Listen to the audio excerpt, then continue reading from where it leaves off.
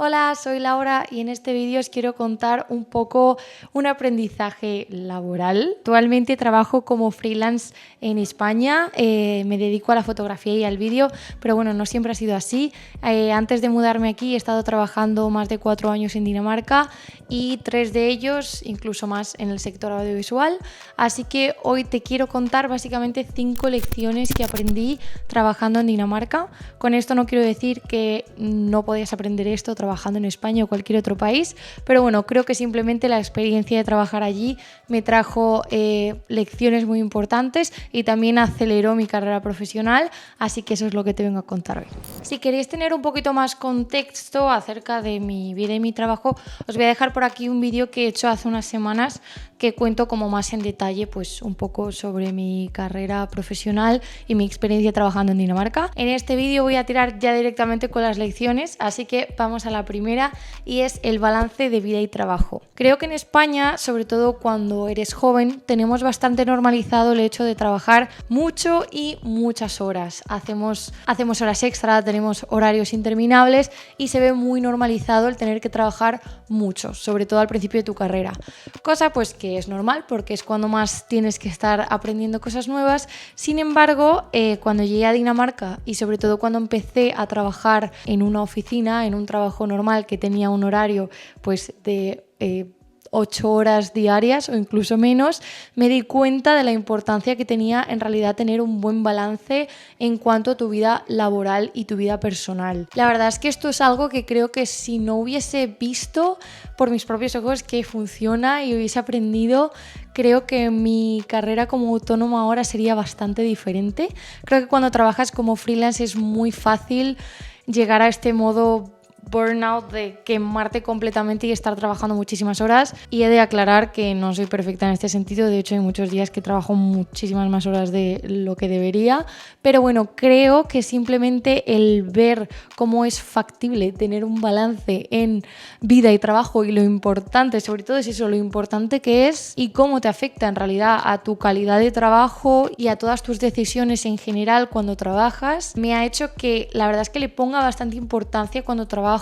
Me pongo muchos más límites de lo que me ponía antes e incluso aunque me guste mucho hacer algo y quiera hacerlo, me obligo a parar y también he aprendido como a leerme a mí misma y a saber cuándo pues mi cerebro no da más y mi cuerpo no da más, y a entender pues que yo trabajo de una cierta forma que puede ser completamente distinta a las otras personas. Esto lo vi ya que es muy normal en Dinamarca. Si tienes un trabajo, estoy hablando de un trabajo de oficina, de sus 8 horas diarias, incluso menos, y con una flexibilidad bastante buena, que son la mayoría de los trabajos, al menos que yo vi en Dinamarca. Lógicamente hay excepciones y te puedes encontrar de todo, como en todos los países, pero bueno, en este vídeo estoy generalizando un poquito. Es verdad que era muy normal que si tú, por ejemplo, ese día tenías médico a las 2 de la tarde, te dijesen, vale, pues a la 1 te vas y luego ya, si quieres, termina trabajando desde casa, no hay ningún problema. A mí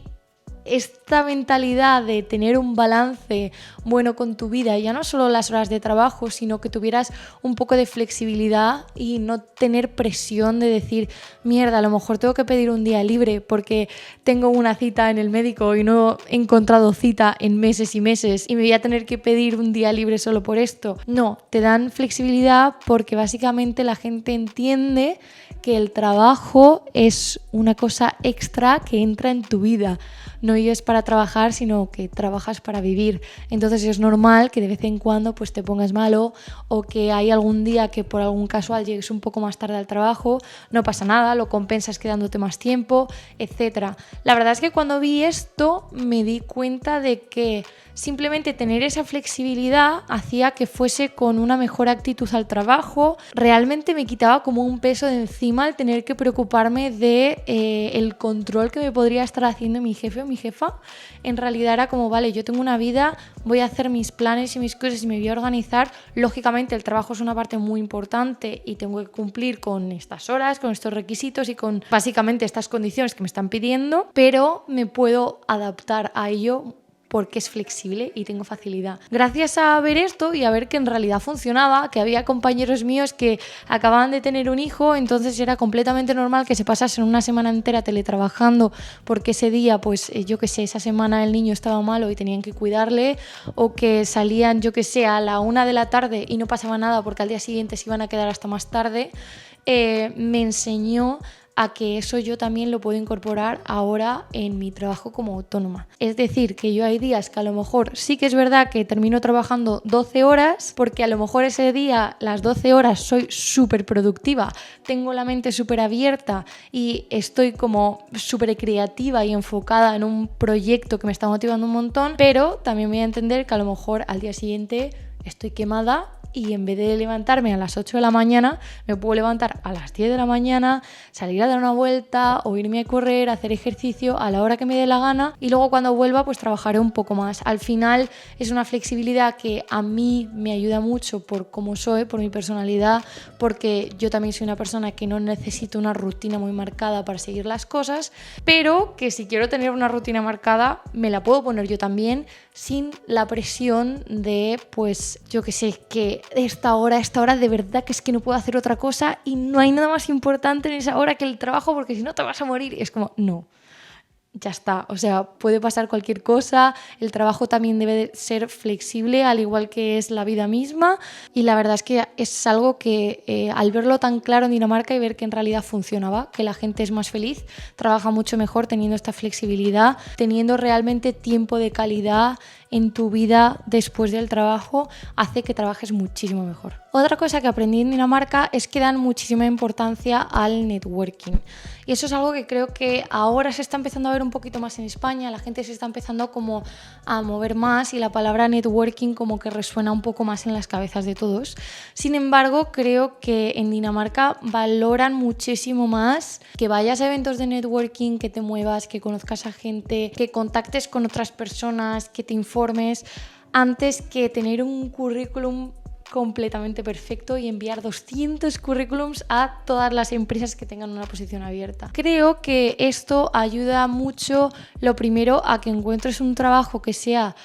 mucho más beneficioso para ti y con el que combines muchísimo mejor. La verdad es que esto yo al principio pensé que era un poco cansado, no sé, lo veía como uff, qué pereza. Al final es verdad que cuando vas a un evento de networking ahí todo el mundo está para venderse, para decir lo buena que es su idea y demás, pero muchas veces al final terminas conectando con gente y terminas escuchando ideas o conociendo empresas u otras personas que van a conectar mucho más contigo que leyendo tu currículum un día que va a sonar básicamente a lo mismo que han leído en los 20 otros currículums anteriores. Esto hace que ya te pongan cara, que sepan cómo eres, que sepan cómo hables y se hagan una idea mucho más clara de cómo va a ser trabajar contigo. Además, tú también ves la otra parte, el con quién vas a trabajar, cómo es la industria, cuáles son sus opiniones, y es mucho más fácil que una persona, si estás de frente a ella, te cuente su opinión real porque se siente más cómodo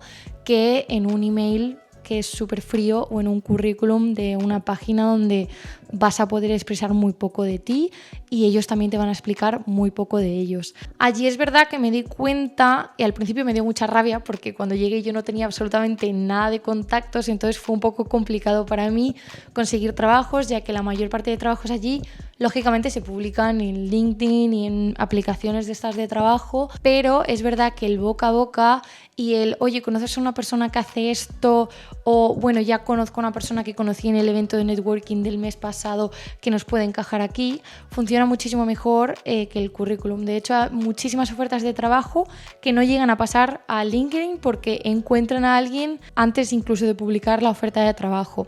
Cuando me di cuenta de esto, aparte de darme un poco de rabia, porque lógicamente aquí entramos en tema de si eres el hijo de alguien, pues es mucho más fácil que encuentres trabajo, bla, bla, bla, bla, bla, admitiendo que esto es así y que pues es lo que hay y que también es entendible porque vas a confiar más a una persona que ya conoces a una que no. Descubrí pues eso, que había que darle mucha importancia al networking, a conectar y hablar a gente. Ya no solo cuando estés buscando trabajo, sino en general si eres curioso y si te gusta el sector en el que estás, simplemente por informarte de lo que están haciendo otra gente. Sobre todo si eres creativo, es muy importante rodearte de otros creativos, de escuchar sus opiniones, no sé, es que al final te nutre, te informa y te pueden recomendar para luego un trabajo que en realidad es el trabajo de tus sueños. Y esto es algo que es verdad que creo que en España, al menos cuando yo empecé a trabajar, cuando salí de la carrera, no se le daba mucha importancia y a mí era algo que me frustraba un montón porque sentía que yo tenía muchas ganas de trabajar, siempre he tenido una actitud soy muy trabajadora, le pongo mucha pasión a lo que hago y si me gusta algo es que te voy a sacar el trabajo sea como sea. Entonces me daba muchísima rabia porque yo sentía que mi actitud era mucho mejor frente a otras personas, pero que lógicamente eso yo no lo podía expresar en una entrevista de 5 minutos o en una hoja de un currículum. Y esto de hacer networking, la verdad es que me ha hecho, pues, lo primero, conocer a gente que admiro mucho y que me abre también como otro tipo de mentalidad a la hora del trabajar o de buscar trabajos, pero también a que me lleguen otras cosas gracias a que esas personas ya me han conocido, han visto pues que le pongo mucho cariño a mi trabajo, han visto mi personalidad, les encaja con ellos, entonces va a ser mucho más fácil que me recomienden en un trabajo futuro que a otra persona pues que no han conocido y solo tienen un papel describiendo pues las 3 o 4 cosas que ha hecho. La lección número 3 es negociar tu valor. En Dinamarca es muy común que una vez al año tengas una charla para evaluar tu posición, tu salario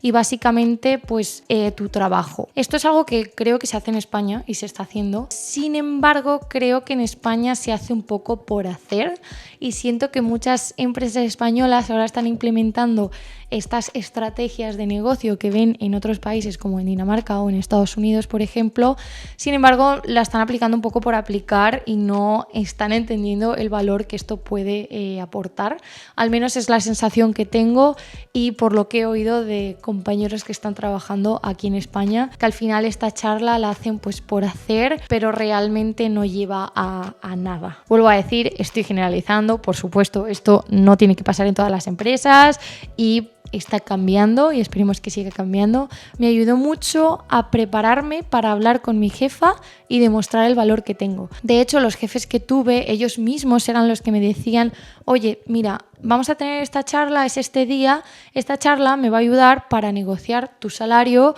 con el CEO de la empresa. Entonces es muy importante que hagas un buen ejercicio en ver cuál es tu posición en la empresa ahora mismo, si mereces más, si estás a gusto o si crees que hay algo que no funciona. Estas charlas a mí me ayudaron un montón a realmente valorar lo que yo estaba haciendo de una forma objetiva, a saber si lo que a mí me habían pedido que hiciese en el trabajo lo estaba haciendo o estaba haciendo de más, o yo creía que me merecía más o sentía que mi dirección en la empresa no era la que yo quería tener. La verdad es que estas charlas me han ayudado mucho a que ahora me siga haciendo esa valoración constantemente sobre mi trabajo.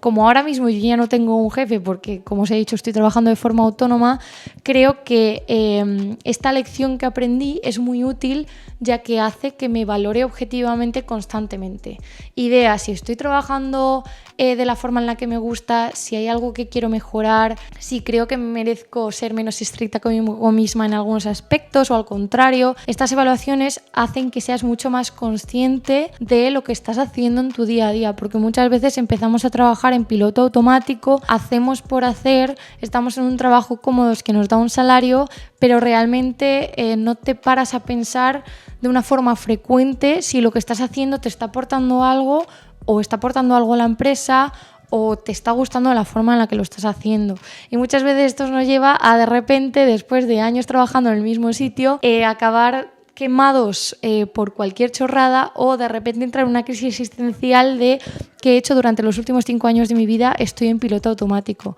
Estas evaluaciones al final ayudan mucho a que no entres en ese bucle, aunque muchas veces es inevitable, o sea, es lo que hay, somos humanos y también nos conformamos muchas veces y eso también está bien, pero bueno, estas evaluaciones te ayudan a ser consciente de lo que tú quieres en el trabajo, lo que estás haciendo y hacia dónde quieres ir. La cuarta lección es la mentalidad empresarial de las startups. Dinamarca es un país que es muy famoso por tener muchísimas startups. Es algo que en España yo pues no he visto tan exagerado, o las startups que he llegado a conocer o que escucho al menos de España, la verdad es que son bastante diferentes y su mentalidad es bastante diferente a la que hay en Dinamarca. Creo que en España, al menos esto es mi opinión, dejadme en comentarios si tenéis otra opinión completamente diferente o si me queréis explicar algo que yo no esté mencionando y que creáis interesante, lógicamente dejadlo en comentarios. Pero siento que en España las startups al final son bastante diferentes, ya que si estás trabajando en una startup probablemente o no tengas salario o básicamente te prometan mucho y luego no llegue a nada, o si realmente has entrado en una startup que realmente está funcionando y te están pagando bien y ves que va así, has tenido mucha suerte. Creo que en Dinamarca se centran mucho más en crear empresas y dan muchas ayudas también a startups. Lo que hace esto, lógicamente, es que haya muchísimas. No quiero decir que la mentalidad de startup sea perfecta y que en Dinamarca todas las startups sean increíbles, para nada. De hecho, muchas de ellas pues tienen un montón de carencias a la hora de trabajar, pero a mí me ayudó mucho trabajar en startups, ya que creo que la forma en la que trabajan es muy diferente a una empresa grande y es muy curioso, sobre todo cuando empiezas a trabajar, ver cómo dos empresas, una por ejemplo un multinacional o una startup, trabajan para conseguir el mismo objetivo de unas formas tan diferentes porque al final no tienen los mismos recursos. Esto hace que aprendas mucho a cómo se gestiona una empresa. Hay mucha, al menos por ejemplo en Dinamarca, había mucha transparencia, entonces ibas viendo cómo la empresa iba evolucionando o cómo iba teniendo sus puntos bajos y cómo lo intentaban solucionar. Esto a mí también me ayudó mucho pues ahora a la hora de ser autónoma a entender pues que hay picos, que hay momentos en los que todo va así y momentos en los que todo va así y cómo solucionarlo. También a entender las diferentes partes de una empresa, cómo coordinar los equipos, cómo se manejan. Al final también, si trabajas en una startup, lo más probable es que termines haciendo un poco de todo. Yo, por ejemplo, me contrataron para hacer vídeo en un equipo de marketing muy pequeñito y básicamente he hecho todo lo relacionado con el marketing, no solo vídeo para nada. Y esto es verdad que en algún momento me estresaba un montón porque era como, a mí no me han contratado para esto, yo no quiero hacer esto, que no me gusta. Es verdad que terminé aprendiendo mucho. Lo primero, a poner límites. Lo segundo, a trabajar con mucha gente muy diferente. Y lo tercero, a ver cómo funciona una empresa y cómo dar tus opiniones. Al final creo que se me escuchaba mucho más que si estuviese en una multinacional, a pesar de no tener tanta experiencia, de ser joven o de estar en una posición que a lo mejor no era la más importante en la empresa. Creo que en una startup todo el mundo tiene mayor importancia, por así decirlo, que en una multinacional. No lo es, pero es la sensación que hay. Básicamente tú tienes más poder de cambiar cosas, ya que no hay mucha gente y todo el mundo te escucha mucho más que en una multinacional, ya que no hay tantas reglas puestas en la mesa. Eso también hace que empieces a pues, valorarte un poco más, a ver cómo tus ideas en realidad aportan en la empresa y que da igual la posición en la que estés en la empresa, todo tu trabajo tiene un valor. Y la última lección es que tu actitud abre muchas más puertas que tu currículum. Siento que en España nos han educado mucho a ser muy trabajadores, a básicamente hacer lo que te digan, trabajar muy duro y si tienes que echar horas extra, las echas y si tienes que saber 20 idiomas, los hablas y básicamente hacer lo imposible por encontrar un trabajo y por trabajar bien. Esta actitud, aunque muchas veces puede ser un poco tóxica y demasiado exigente, es algo que siento que a mí me ayudó a la hora de encontrar trabajo en Dinamarca. Siento que los españoles, cuando nos vamos a otros países a trabajar, destacamos por esas actitudes, porque trabajamos muy bien, porque trabajamos mucho y de verdad que le ponemos como mucha actitud y energía a las cosas. Muchas veces esto hace que se aprovechen de nosotros, no dejéis que eso pase,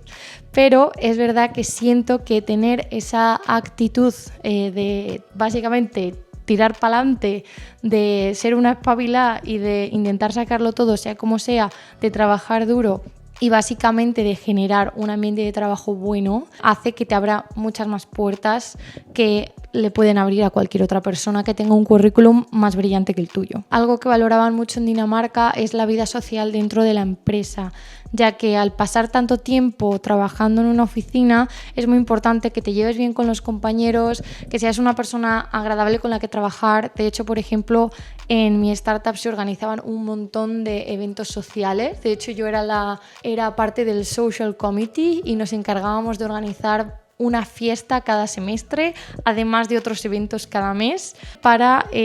montar